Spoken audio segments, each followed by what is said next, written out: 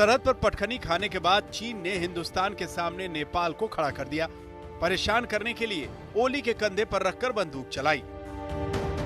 हालात ये हो गए कि भारत के साथ सदियों पुरानी रोटी बेटी के रिश्ते को भूलकर नेपाल के पीएम केपी शर्मा ओली चीन के मोहपाश में फंस गए।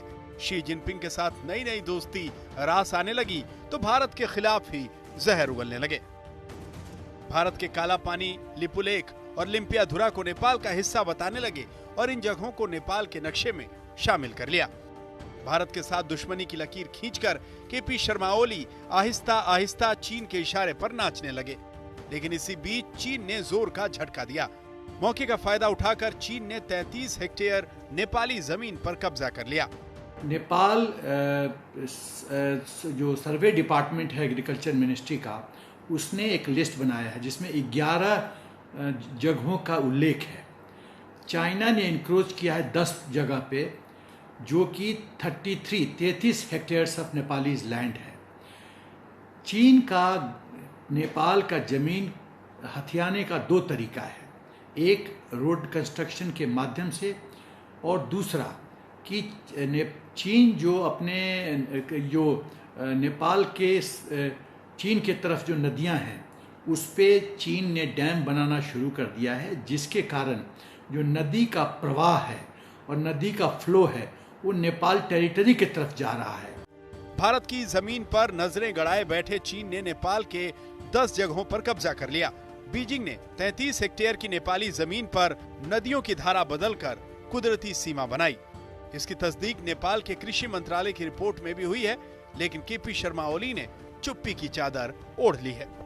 चीन न सिर्फ नेपाल में नदियों का पानी रोक करके वहां सड़कें और हाईवे बना रहा है, बल्कि उत्तरी गोरखा जिले के कई गांवों में भी कब्जा कर लिया है। सूत्रों ने जानकारी दी है कि यहां पर चीन दमनकारी नीति अपनाने में जुटा हुआ है। यही वजह है कि अपने नागरिकों को न संभाल पाने वाले नेपाल के प्रधानमंत्री ओली अब भारत के खिलाफ साजिश रचने में जुटे हुए हैं। इसके चलते वो अपने देश के नागरिकों का ध्यान भटकाना चाहते हैं। चीन ने पैसे के दम पर नेपाल के साथ मनमानी शुरू कर दी। कई योजनाओं में निवेश करके नेपाल को झुकने को मजबूर किया। मार्च 2016 में चीन ने तिब्बत को सेंट्रल नेपाल से जोड़ने वाले रेलवे लिंक को मंजूरी दी। 2015-16 के बीच नेपाल में जितना निवेश हुआ उसका करीब 42% अकेले चीन ने किया। चीन ने नेपाल के रसुआ में पनबिजली प्रोजेक्ट शुरू किया। इसमें चीन ने 950 करोड़ रुपए लगाए। चीन ने one belt one road initiative का हिस्सा बनाकर नेपाल को फंसाया। चीन पहले खुले हाथों से कर्ज देता है, फिर उस कर्ज की आड़ में अपने विस्तारवाद को बढ़ावा देता है। इस बात को ओली समझे या ना समझे, नेपाल के लोग और सियासी पार्टियां चीन के इस खेल को बखूबी समझ रही हैं। नेपाल को एहसास हो गया है कि वो चीन की कठपुतली बनता जा रहा है। ऐसे में नेपाल को समझना चाहिए कि भारत उसका शत्रु नहीं, उसका मित्र है। अगर वो चीन के चंगुल से नहीं निकल पाया तो उसका जमीर भी छिनेगा और जमीन भी। चीन अपने पड़ोसी देशों को पहले कर्ज देता है, फिर उसको पैसे देकर के आर्थिक गुलाम बना लेता है। चीन नेपाल के साथ भी कुछ ऐसा ही कर रहा है।